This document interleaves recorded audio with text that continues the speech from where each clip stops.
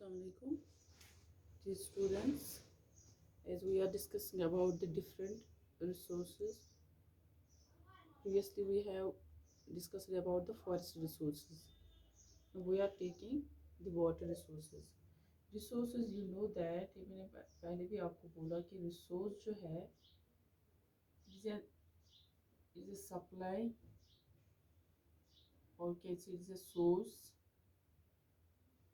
from which benefit is produced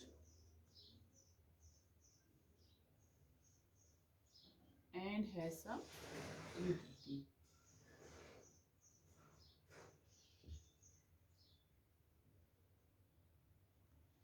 So it's a source, जो resource हमारे पास available है different resources. So first of all we will see what is this resource. It's a source from which benefit is produced, जिससे हमें कि benefit मिलेगा उस resource से and has some utility, और उसका हम कैसे क्या different use हम उस resource का करते हैं. तो हम पढ़ रहे हैं आज water resource. Water resource. Now what is this water resource? Water resource is that resource which is useful to humans. Useful to humans. अभी humans के लिए बहुत ज़्यादा important है, because without water life is impossible to exist on this very planet. So without this water life is impossible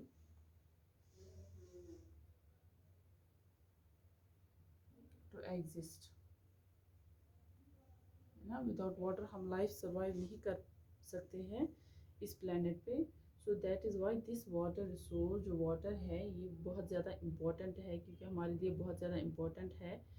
तो इसके बगैर हम लाइफ सर्वाइव नहीं कर सकते हैं इस अर्थ पे. ठीक है, फॉर एग्जांपल वाटर कहाँ कहाँ पर प्रेजेंट है.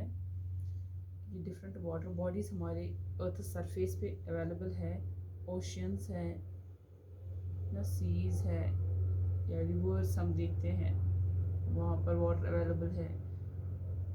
स्ट्रीम्स है एक्स्ट्रा बहुत, या हम देखते हैं ग्लेशियर्स या आइस क्यूब्स, आइस शीट्स वगैरह, वहाँ पर हम देखते हैं वाटर जो है ये अवेलेबल रहता है हमारे पास. जो ये वाटर है it is use for various purpose.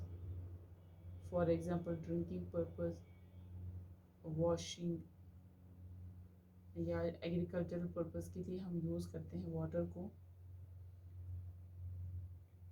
Agricultural purpose के लिए या industrial purpose,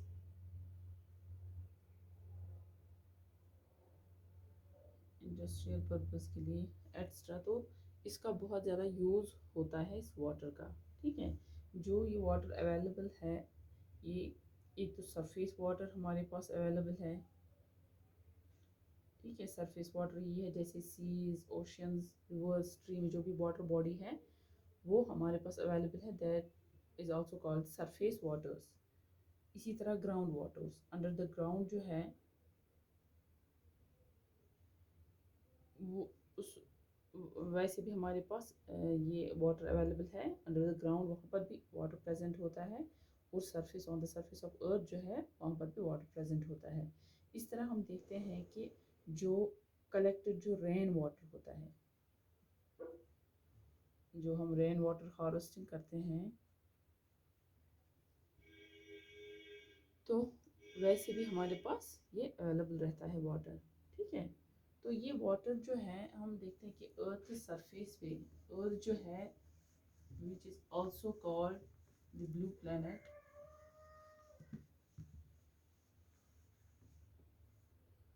earth it is also called the blue planet. Blue planet क्यों ब्लू प्लैनेट इसको कहा गया है? बिकॉज जो डिस्ट्रीब्यूशन है अर्थ सरफेस पे वाटर का, दैट इज 70% जो है that is water and 30% it is land. ठीक है, आप कहीं पर ऐसा भी देखोगे कि 70% वाटर और 30% लैंड है। Now it has become changed. अब जो है इट इज़ 71%। यहाँ पर आपको कंफ्यूज नहीं होना है, क्योंकि अब आप बुक पे भी देखोगे 70% वो 71% जो है वो अब वाटर है। ठीक है, और 29% जो है वो लैंड है। अब आप देखोगे ये चेंज कैसे हो गया, 70 से 71 हो गया और 30 से 29 हो गया। ठीक है, so it is all because of the global warming. ये ग्लोबल वार्मिंग की वजह से चेंज आई है, क्योंकि हम कंटिन्यूसली देखते हैं जो हमारे पास ग्लेशियर्स है, आइस क्यूब्स है, आइस शीट्स है, वो कंटिन्यूसली मेल्ट और ज़्यादा से ज़्यादा वो मेल्ट हो रहे हैं, जिसकी वजह से जो वाटर लेवल है हमारे अर्थ सरफेस पे वो रेज हो रही है, वो इंक्रीज़ हो रही है। तो इस वजह से यहाँ पर जो लैंड है वो 1% ऑक्यूपाई हुई है because of this increasing level of water. तो इसीलिए यहाँ पर कहीं पर आप देखोगे बुक पे कि 70% वाटर है, अब आप बुक पे देखोगे कि 71% भी लिखा होगा वाटर जो है वो अब 71% है। तो वो जो चेंज आई है इसमें वाटर लेवल में, it is because of global warming, जो कि एक मेन इशू है हमारे इस मेन इन्वायरमेंटल में इशू है ग्लोबल वार्मिंग। देखो अब यहाँ पर जो हम देखते हैं कि जो हमारे पास स्टॉक है वाटर रिसोर्सेज का, जो भी सीज, ओशंस, रिवर्स, स्ट्रीम्स, जो भी वाटर अवेलेबल है, सरफेस वाटर है, ग्राउंड वाटर है, जो कलेक्टेड रेन वाटर है, ये जो स्टॉक है हमारे पास, इट रिमेन्स कांस्टेंट।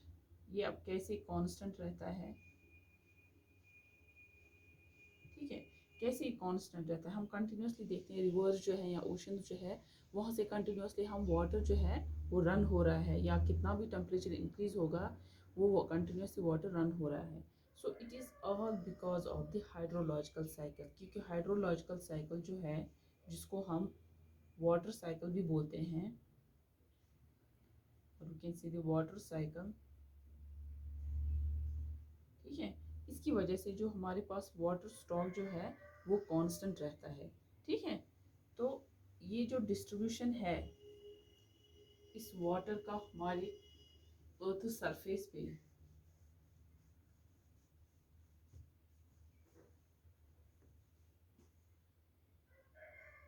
जो हम देखेंगे ग्लोबल डिस्ट्रीब्यूशन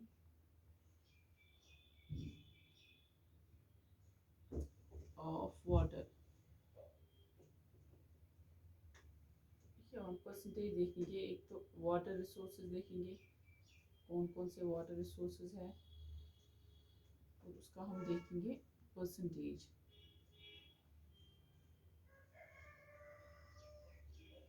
कितना परसेंट उस वाटर रिसोर्सेज का हमारे पास ये जो ग्लोबली डिस्ट्रीब्यूट हुआ है वो कितना हुआ है। वाटर रिसोर्सेज फॉर एग्जांपल हम लेंगे ओशंस या सीज। ठीक है, ये जो वाटर रिसोर्स हमारे पास है ये कितना परसेंटेज है इसका, ग्लोबल डिस्ट्रीब्यूशन कितना है इसका, इट इज़ 97%। तो 97% जो है ये वाटर अवेलेबल है अर्थ सरफेस पे, जो कि ये ओशंस और सीज है। ठीक है, इसी तरह हम देखते हैं पोलर आइस, जो कि अब हमारे माउंटेन्स पे होता है पोलर आइस। और we can see the mountains, जो कि माउंटेन्स पे प्रेजेंट होता है, ये भी वाटर रिसोर्स है हमारे पास, but it is in the form of solid. ठीक है, क्योंकि वाटर जो प्रेजेंट होता है अर्थ सरफेस पे ये किस किस फॉर्म में होता है, यहाँ पर बात आ गई कि मैंने आइस की बात की। Water on earth surface is in 3 forms. कौन कौन से फॉर्म्स पे प्रेजेंट होता है, एक तो सॉलिड फॉर्म में होता है, ठीक है, एक तो लिक्विड फॉर्म में होता है, और गैसेस फॉर्म में या वेपर्स। जो कि वेपर्स होते हैं हमारे एटमॉस्फेयर में, लिक्विड फॉर्म होता है जैसे यही water bodies, ocean, seas, rivers, ठीक है, एक्स्ट्रा। ये हो गए लिक्विड, क्योंकि यहाँ पर लिक्विड फॉर्म में अवेलेबल होता है, गैसेस फॉर्म में होता है जो कि वेपर्स प्रेजेंट होते हैं एटमॉस्फेयर में। इस तरह सॉलिड फॉर्म में जो होता है वो ग्लेशियर्स होते हैं, ग्लेशियर्स है, इसी तरह आइस शीट्स है, आइस क्यूब्स है, एक्स्ट्रा, ठीक है। तो ये पोलर आइस जो है जो कि माउंटेन से प्रेजेंट होता है, ये कितना परसेंट है, इट इज़ 10.77% जो हमारे पास अवेलेबल रहता है, जो कि ग्लोबल डिस्ट्रीब्यूशन है इसका, ठीक है। और इसी तरह फ्रेश वाटर, अब फ्रेश वाटर कितना प्रेजेंट है, इट इज़ 0.002%। एंड इसी तरह हम देखते हैं एटमॉस्फेयर में, क्योंकि अब एटमॉस्फेयर में भी प्रेजेंट है वाटर, ठीक है, which is in the form of vapours. तो ये कितना प्रेजेंट है, इट इज़ 0.001%। एंड लास्टली हम देखेंगे कि जो कि ग्राउंड वाटर है, ग्राउंड वाटर वो कितना प्रेजेंट है, वो है 0.020%, ठीक है। तो यहाँ पर हमने देखा कि जो कि ग्लोबल डिस्ट्रीब्यूशन इस वाटर का है वो कितना है, हमने देखा यहाँ पर। इस तरह हम देखते हैं, अगर हम लेंगे कि वाटर, टोटल जो वाटर प्रेजेंट है हमारे अर्थ सरफेस पे, इसमें 97 जो है वो सॉल्ट वाटर होता है, जो कि हमने अभी यहाँ पर बताया आपको। ओशन सीज में 97, क्योंकि ओशन सीज में हम देखते हैं सॉल्ट वाटर प्रेजेंट होता है। तो ये कितना, ये 97% है। फिर रह गई 3%, 3% जो है वो फ्रेश वाटर है, वो है फ्रेश वाटर।